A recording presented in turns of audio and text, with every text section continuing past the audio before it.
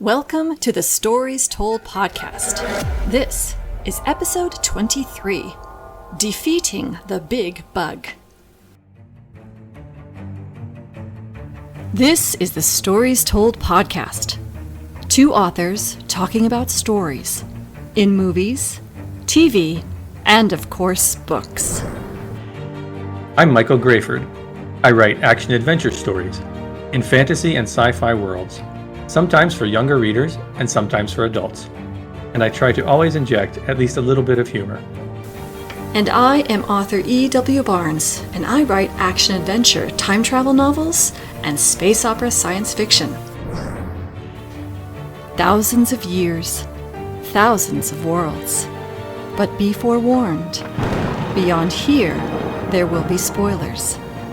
Are you ready for the adventure? Let's begin.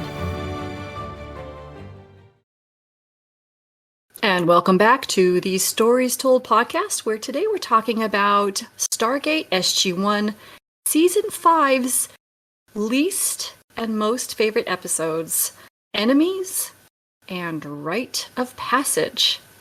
But first, how are you doing today, Mike? I'm doing fantastic. How are you doing? Doing very well, thank you. And what's going on in your writing world? My writing world.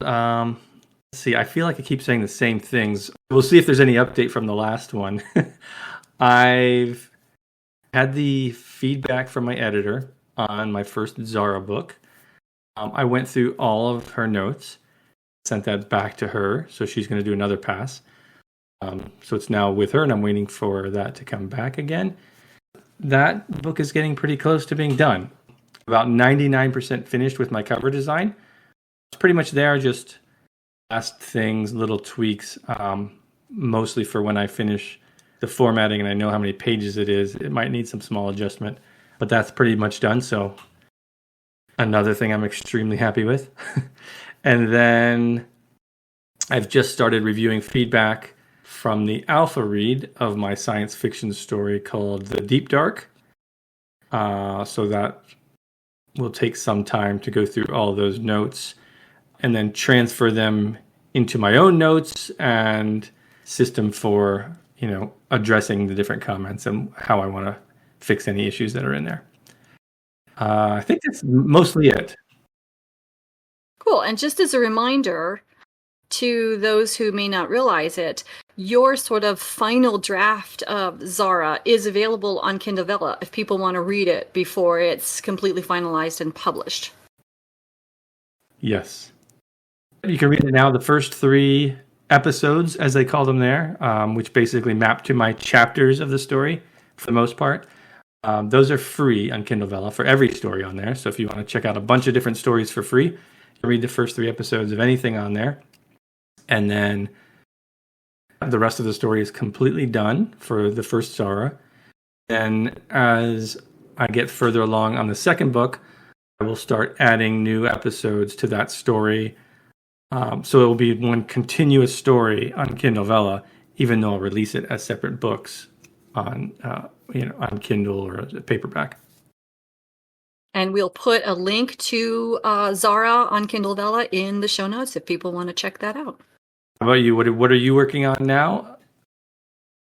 I am working on a chapter, more of Ecliptic, which is the second book in the Adventures of the Empyrean Guard series. The first book, Apsis, is available to my Patreon supporters on the Patron of the Empyrean Guard level, as well as these draft chapters of Ecliptic. When I complete the chapters, I upload them to Patreon for folks to take a look at as well, though they will be edited and cleaned up before the book is finalized.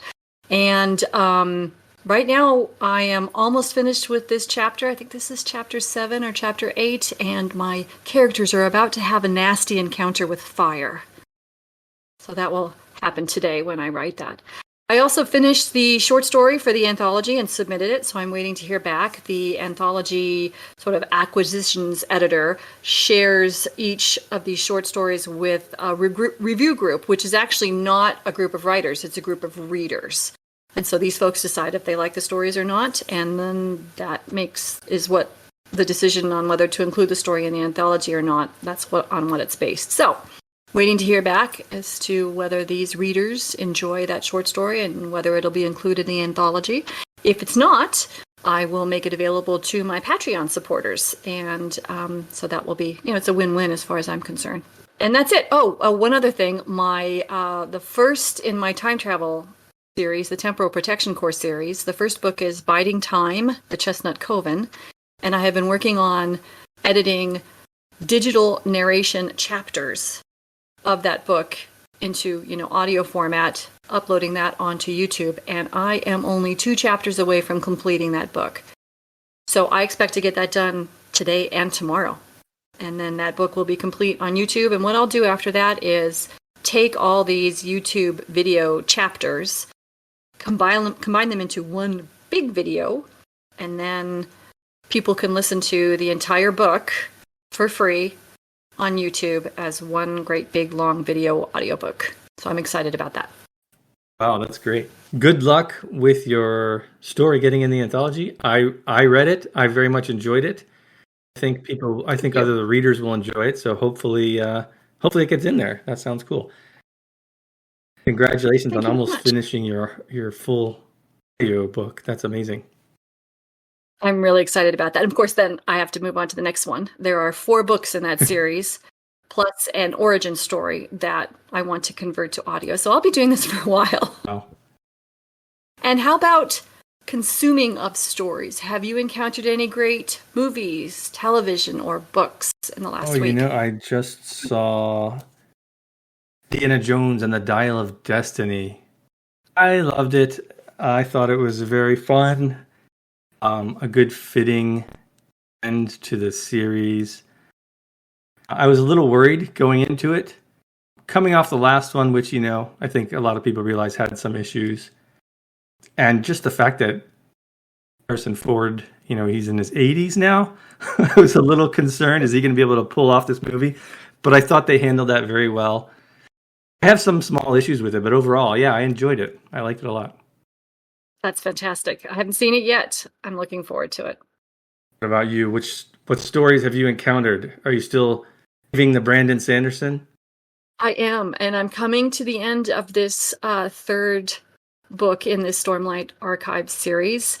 And then, as you know, I'm going to be taking a break from this book, and I'm going to be moving on to a different book because later in our podcast schedule, towards the end of August, you and I are going to be talking about a book. We're going to be reading and taking a look at a book called We Are Legion, We Are Bob.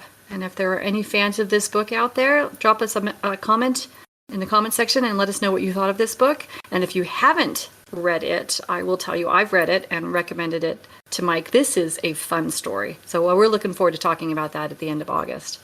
So almost finished with the Brandon Sanderson and still watching Star Trek Strange New Worlds. Still really enjoying that. It's really good Star Trek. Really am liking this series. And Secret Invasion, Marvel's Secret Invasion. Some really good episodes of that too. So we've been enjoying that. Movies, we're looking forward to the new Mission Impossible coming out here. If it isn't already out now, it will be out soon. So we're going to go see that. That's pretty much it. Yeah, that's great. A lot of good things to check out right now. Yeah, there really are. But right now we're going to check out Stargate SG1 Season 5's least and most favorite episodes. Are you ready to go? I am. Let's do it.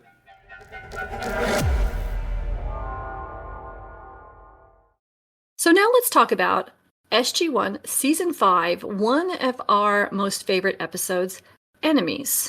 Now, Enemies is actually the second in a 3-part arc, starting with the episode Exodus, which ended Season 4, and then ending in a 3rd episode immediately following Enemies called Threshold. So I'm going to read the synopsis of this episode, Enemies, from the Stargate Fandom Wiki, and it references the episode Exodus, which, if people are familiar with the series, it was one of my favorite episodes, had Sam blow up a sun and create a supernova which eliminated almost all of Apophis's ships. And then this episode starts immediately following that. So this is what the synopsis says. The supernova causes SG1 and Apophysis ships to jump 4 million light years. SG1 hides from Apophis, but after coming out again, they find Apophysis' mothership completely abandoned. It is discovered Apophis and his Jaffa fled the ship after it was taken over by replicators. They infest the Hatak, and furthermore, Apophis has brainwashed Teal'c and is now working against his team. So what did you think about this episode, Mike? Obviously, I enjoyed this episode. I have a lot of little thoughts on things that I liked about it. Maybe we'll just go through those and then we'll talk about it in general. So first of all, they're in this other place, right? They got launched ages away, different galaxy. And replicators are there. So immediately that was interesting. It's like, uh-oh. So this is where we're going with this. And then adding even more to it, Teal'c is alive, but he's brainwashed. I thought that was a nice twist because you knew he was going to be back. And I thought they did a really good setup in the story at the end for the crisis. You know, the bugs are getting to the Milky Way galaxy, which is bad news for our galaxy. And I like that it was sort of a callback to their previous success against the replicators, where they crashed the ship into the planet to basically disintegrate it. It was kind of like thinking back to that solution. They tried that again here. I like that. I love how they handled Teal'c, where he's brainwashed and sort of expecting, okay, by the end of the episode, he's going to see the light and he's going to return to SG1. Nope. he's still brainwashed at the end of the episode, which is great. I love when they carry things on between episodes, so it's not just wrapped up simply like a lot of shows do. I love that the replicators remain this terrifying enemy that they just don't have a good general solution for. Sure, they can shoot them with their guns, right, and blast them apart, and there's some percentage chance that that's going to be successful or not. So even that is not a guaranteed victory over the individual ones. And as a group, the replicators are terrifying. They don't know how to handle these things.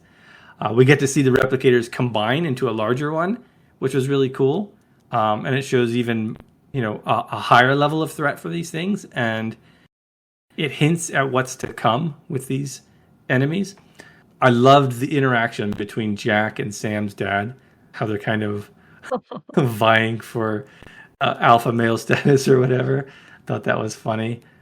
And I like that there's, throughout the episode, this constant sense of threat and danger that doesn't let up until the very end. And even then, it leaves open the threat of Teal'c's condition. I think that's this episode stands in stark contrast to some of the least favorite episodes that we've talked about. There's not that sense of threat and danger, and it just kind of meanders along, and you're bored with it. This shows how to do it right, I think. What about you? What did you like on this episode? My comments are almost identical to yours. Quote, love the jibing between Jack and Jacob. I mean, it's just so funny between the two of them just sniping at each other. It's a lot of fun.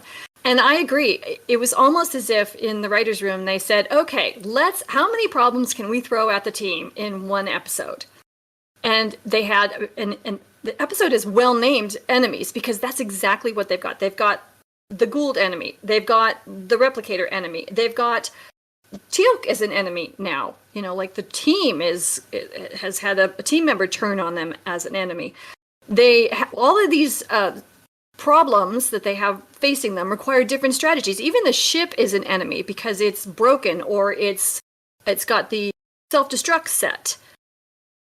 All these things around them are a source of a problem or an enemy or something that they have to overcome to survive. And the strategies that are needed in order to solve the problems and defeat the enemy are entirely different depending on what they're facing. And I love that. absolutely fascinating. And like you said, the replicators becoming the big bug, that is a big bug. Actually kind of reminded me a little bit of the Queen Alien from Aliens. Yeah. So I thought if that was intentional, it was a really cool callback. So yeah, those are the things that I thought. It's a really good, fun episode. Oh, and they're out in the middle of 4 million, miles away from home.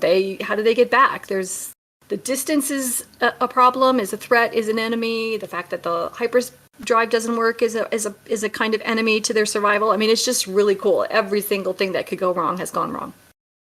I was engaged the whole time during this episode. They did it really well. I was not, because there is one thing that kind of bugged me a little bit. So if you're ready to talk about... Right. Yeah, go for it. What do you got? I wish they didn't have to keep going back and forth between ships. It was sort of like, okay, now we're on a different ship. Okay, now we're on a different ship. Okay, now we're back on a ship. Okay, now we're in the cargo ship. Okay, now we're not in the cargo ship. It was sort of... There was a lot of running around that I don't think was really necessary for the story. I think they could have figured out a way to... Like, for example, they left their Hatak to go to Apophis's Hatak to get the necessary crystals to fix the hyperdrive. And they were going to stay on Apophis's Hatak, but then they found the replicator. So then they left and went back to their own. And then that one blew up. I mean, I just think there was a way that they could have made it a little tighter that way. They could have gone to Apophis's Hatak and discovered it empty, and then I don't know. So I did have a theory in mind, and now I've lost it. But something along the lines where it was Teal'c and Apophis that brought the replicators with them, rather than going to the ship and then coming back and then going and then coming back, kind of thing. That's the only thing that kind of bothered me. I would have liked to have seen that just a little tighter.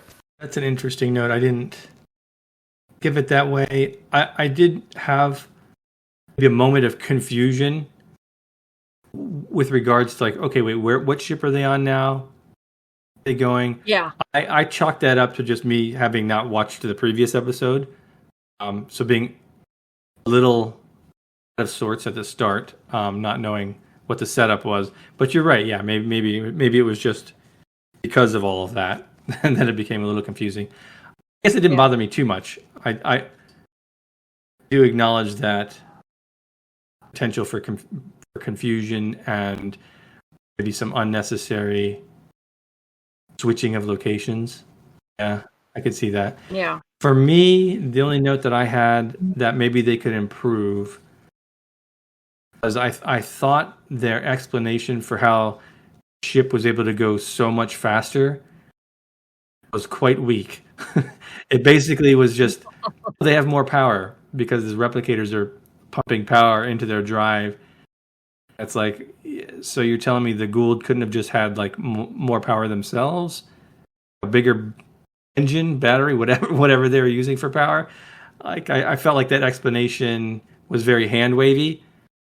I think it would have been more satisfying if the replicators had actually modified the way that it worked somehow, which it seemed like they were going that direction. But then at the end, it was just, oh, look, this is how they're getting more power. There's a bunch of them together. That was a small thing. It wasn't like a major part of the story. I guess it was, because that's how they got back to the galaxy. It wasn't the sort of main goal of the episode, which you get from the title, which is enemies, right? It was different factions working against them and the different threats that they were facing. So I think that sort of hand-wavy aspect could be forgiven. I did actually have one more note, and it's been interesting. My note was here that there was a lot of exposition from characters who don't usually do exposition. And because we've started sort of analyzing these episodes, I've been watching them a little differently as far as how the characters have functioned. And I will say this, and I have a theory. I have no idea if this is accurate or even based on good input into my brain.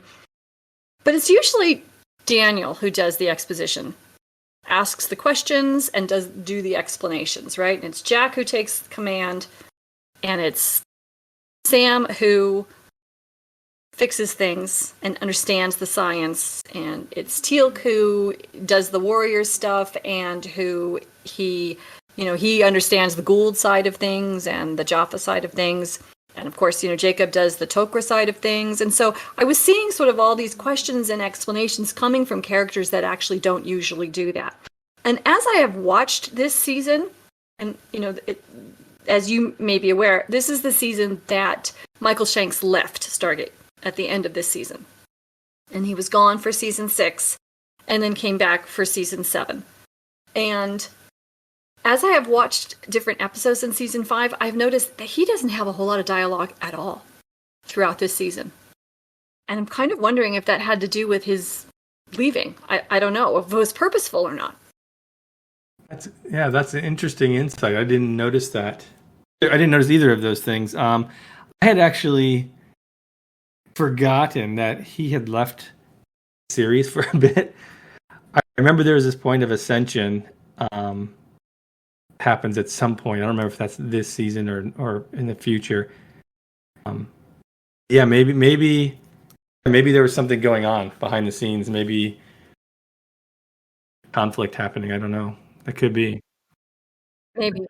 It's just been really interesting to watch it again with that kind of view on his character and how his character has, functioned in the past and how it's functioning this season. It feels different. Yeah, that's interesting. I think the topic you mentioned about the characters being consistent in terms of how they present and deal with information, I didn't catch that at all. So that's a good insight there. Since we're talking about this, it's not really writing necessarily. Well, it's not writing at all. I just think that the cast that they got for this show is really good. They work so well together. They really sink into their characters so well, and they're so distinct. And your mentioning of how they interact kind of highlights that. Where do you leave this? What rating would you give it? I would give this one a 7. How about you? What rating would you give it? I'd throw it up at an 8. I was very engaged. I was wondering how they were going to wrap this stuff up. I always love when the replicators are on there. It's such an interesting, scary enemy. I like the humor. I would put it at an 8.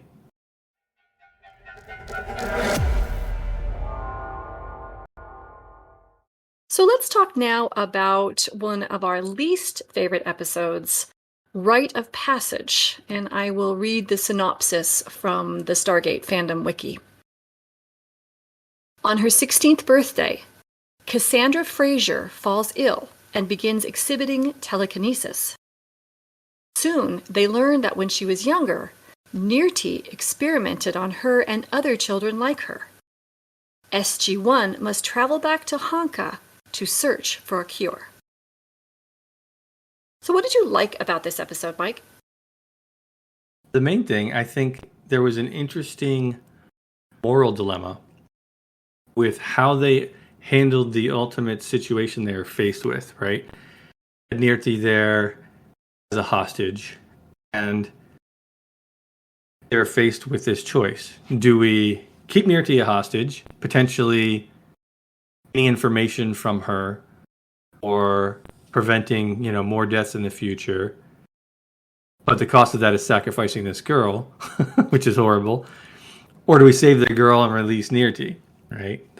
I thought that was an interesting choice that they present. I think this show we've seen does a good job at presenting these moral conundrums for the characters. So I thought that was good. I like that there was this transporter set up in the forest. These kids would go in there and then they'd be attracted to the light and then the fire and then they get teleported out. I thought that was pretty funny. Yeah, that's about it. What about you? What did you like?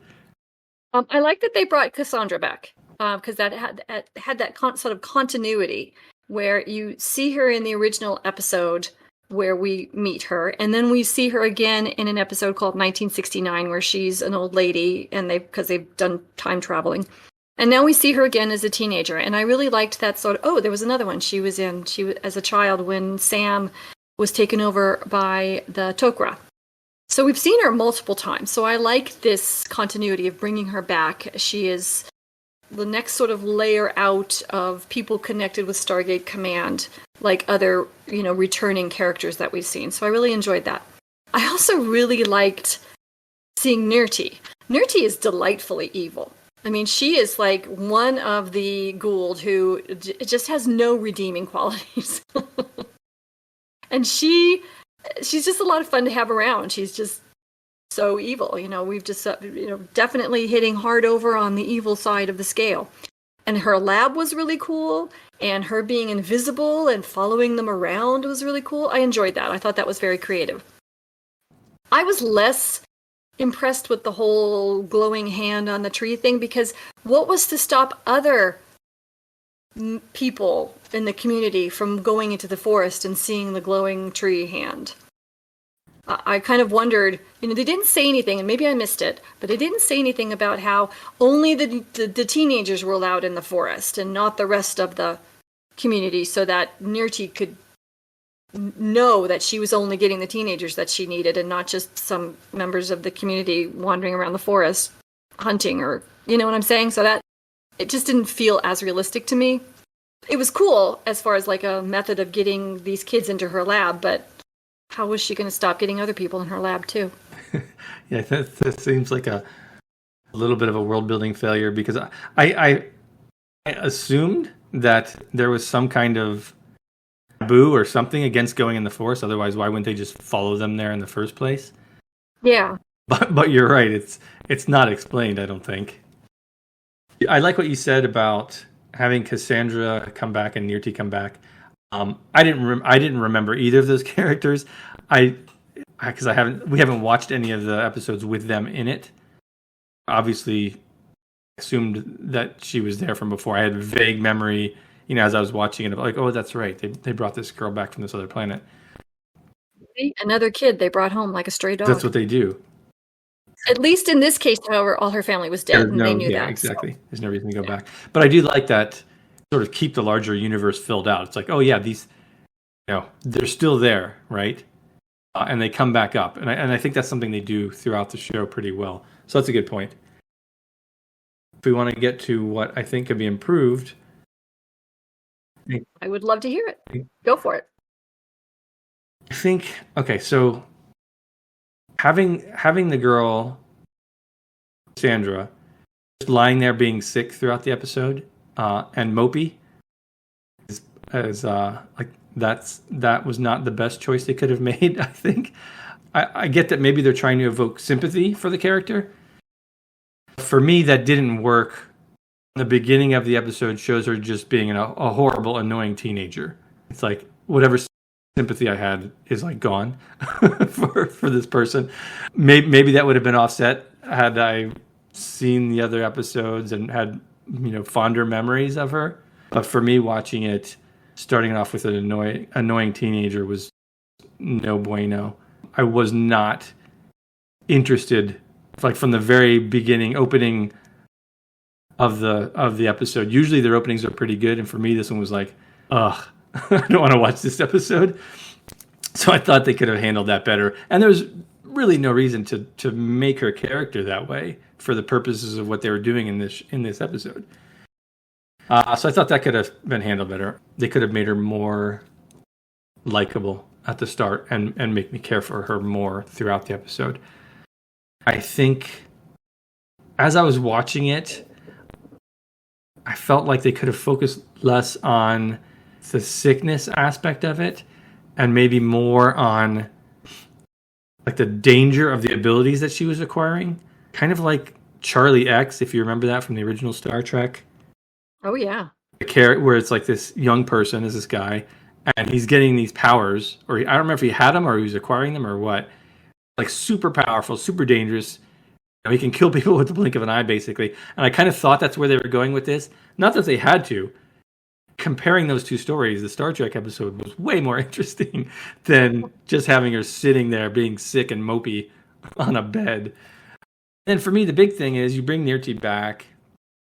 You have this moral conundrum, which I think they could have improved that, pumped that up even more, to make it more of a true trolley dilemma. where it's like, it's for sure, if you release Nirti, she's going to kill people, right? It's like, that's going to happen imminently. So it's like that decision is tougher, right? Because right now, the way it was is like, well, we'll release her. She may become worse. She may do these things. We don't know. So the decision wasn't quite as sharp. The moral dilemma wasn't as sharp as it could have been, I thought. And then at the end of the story, nothing changed. Everything was back to where it was before the start of the episode. It would have been more interesting if there was a change in the Goa'uld power structure, or if they'd given Nirti some of Cassandra's blood like she wants. Something to show that there were consequences to this that changed something in the Stargate universe world. Cassandra went back to, I guess she changed a little bit. She was a little bit happier at the end, a little bit more grateful maybe. But like, that was it. I mean, was that the whole point of the episode? Like, I don't know. It just felt like we were back to where we started at. So that's what I've got. What would you improve?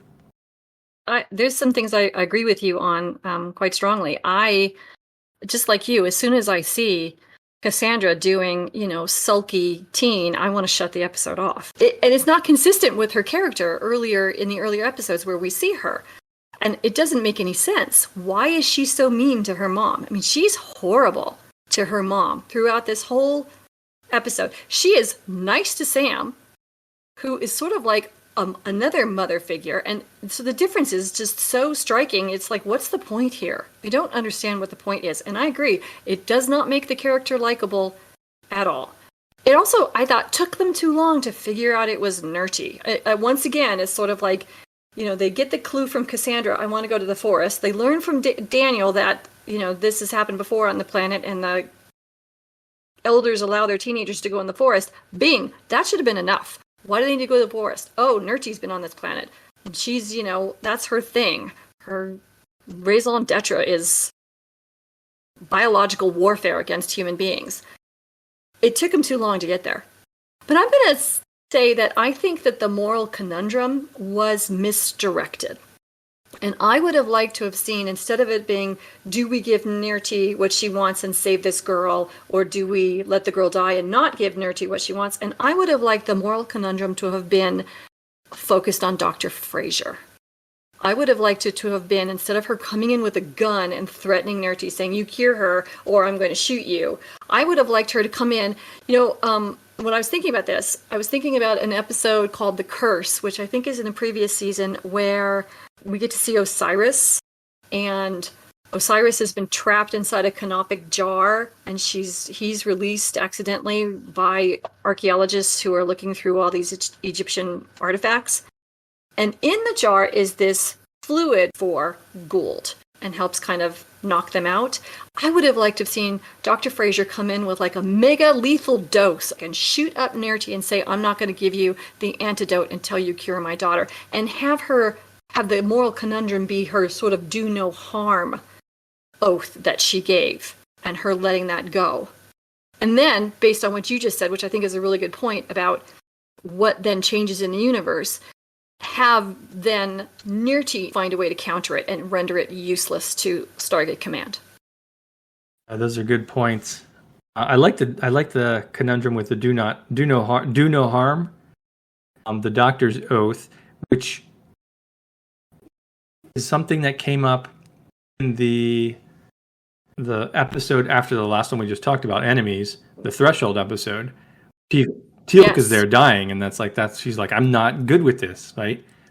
Yeah, you're right. I mean, that's a really good example, because in that episode, in order to cure Teal'c of his brainwashing by Apophis, they remove his symbiote. Yeah. So I think, you're right. I think they could have paralleled that here. They could have done both, honestly. It would have been even much more interesting. Yeah. That's a good note.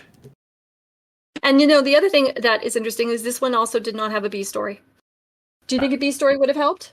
I think if there had been something else going on, it could have helped. I think they could have made this episode work with some of the changes that we've suggested. I think you could have had more tension. I think you could have had more interesting quandaries. But you're right. I think having a B plot would have made it all that much more interesting and have given us something else to grasp onto. So what if the B plot were something along the lines that Nirti planted like a computer virus while she was invisible, and they're like having to hunt down this computer virus while they're trying to save Cassandra? I mean, something like that. That's a good idea. Something like that, because here she is in Stargate Command. She basically doesn't really do much there. Like, this is an opportunity to take this place down. She's singularly focused on. I mean, sure, I get it. I get why she wants this, but there's more opportunities for her than just seeing if her little super soldier serum worked. So what rating would you give this one? For me, this is the worst episode that we've seen. I would give it a 1 or a 2. Worse than One False Step? I would rather watch the guys with their fake suits and their plants see this episode again. This was just an unpleasant watch for me. I'm not a big fan of just people moping, lying around doing nothing. What would you rate it? I'm going to be a little bit more generous than you and give it a 4, because I like it better than One False Step, and I even like it better than The Light. So I'm going to give it a 4, but maybe that's generous. Well, I know. I mean, that's your take. That's fine. I think for me, in addition to the things that we discussed, sort of looking at it from a higher level viewpoint, this being a science fiction show, whatever minimal science fiction in there was just weak. Didn't really expand much on the universe. It didn't give me anything to grab onto. Nothing that I enjoyed, really. I think maybe it would be better, to be fair, if I had seen previous episodes with Cassandra and Nirti before and could just have some enjoyment of having these characters back in the world. That could be possible. But as it is, coming into it almost blind, yeah. For me, this was awful. Then you know what your homework is. Right.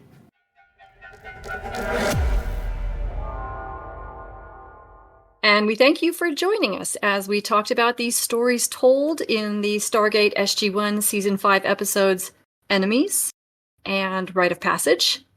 Join us next time as we look at the stories in Stargate SG1 Season 6 episodes The Other Guys and Sight Unseen. A big thank you to our Patreon supporters. We are so grateful for your support and encouragement. Thank you also to those who like and subscribe. It may not seem like a big deal to you, but it means a lot to us. And thank you, Mike. This has been fun. Thank you. This has been great. I always enjoy talking science fiction and fantasy. As do I. And we'll see you next time on the Stories Told podcast.